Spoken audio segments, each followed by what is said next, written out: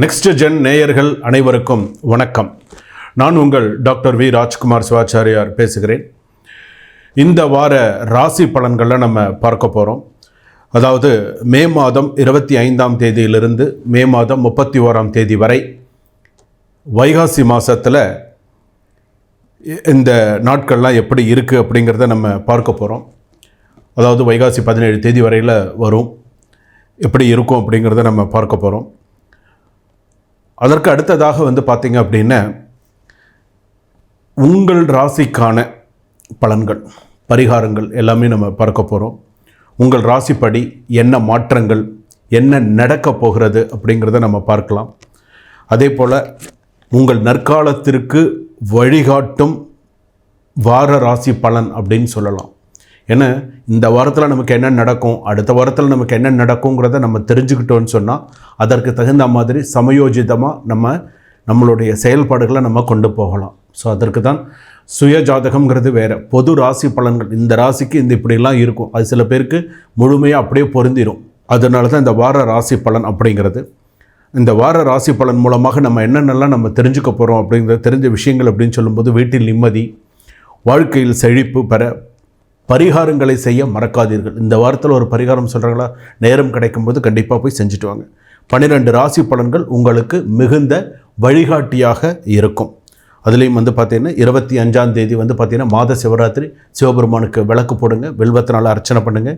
26ஆம் தேதி அமாவாசையும் கிருத்திகையும் ஒன்றா வருது. 28ஆம் தேதி அக்னி நட்சத்திர நிவர்த்தியெல்லாம் வருது.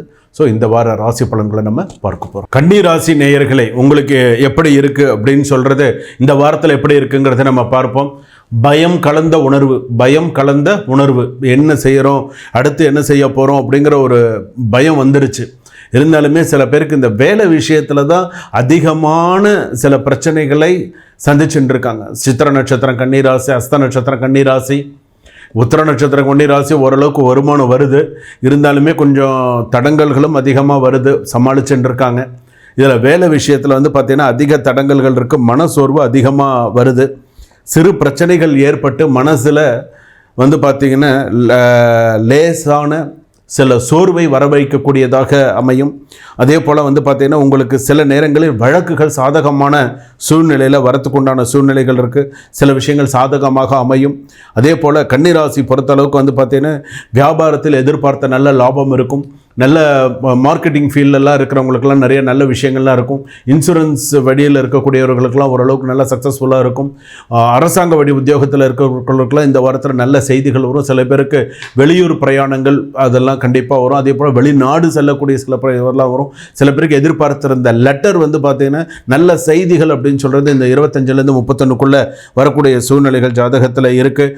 அதே போல் பார்த்திங்க அப்படின்னு சொன்னால் உங்களுடைய இது பார்த்திங்க அப்படின்னு சொன்னால் உங்களுக்கு சந்திராஷ்டமம் அப்படின்னு சொல்கிறோம் இல்லையா, சந்திராஷ்டம தினம்னு சொல்கிறோம் இல்லையா, அது உங்களுக்கு கிட்டத்தட்ட வரக்கூடிய சூழ்நிலைன்னு வச்சுக்கோங்களேன். இந்த 25ஆம் தேதியெல்லாம் உங்களுக்கு சந்திராஷ்டமம் தான். ஸோ அதனால் நீங்கள் கொஞ்சம் கவனமாக இருக்கணும். அபிராமி அந்தாதி கேள்விப்பட்டிருக்கீங்களா? அந்த அபிராமி அந்தாதியில் வரக்கூடிய ஒரு 2 ஸ்லோகமாவது இந்த வாரத்தில் பாராயணம் பண்ணுங்கள். ஒன்று பூத்தவளை புவனம் 14 இருக்கும், இன்னொன்று தனம் தரும் கல்வி தரும்னு இருக்கும். ஸோ இது ரெண்டுத்தையுமே கொஞ்சம் பாராயணம் பண்ணுங்கள்.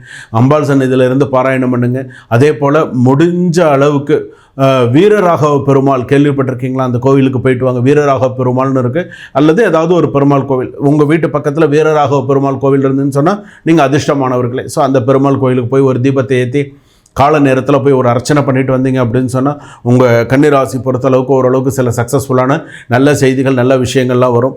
என்ன அப்படின்னா கன்னிராசி பொறுத்தளவுக்கு ரொம்ப மன உளைச்சல், மன சங்கடங்கள் அதிகமாக இருக்குது. சொத்து விஷயங்கள், மற்ற விஷயங்கள், பெண்கள் ரொம்ப ஜாக்கிரதையாக இருக்கணும்.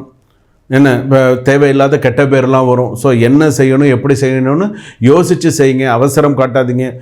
எல்லா விஷயத்துக்குமே மனசோர்வு அடையாதீங்க. கண்டிப்பாக உங்களுக்கு அடுத்தடுத்து வரக்கூடிய நாட்கள் கண்டிப்பாக நல்ல நாட்களாகவே உங்களுக்கு அமையும்.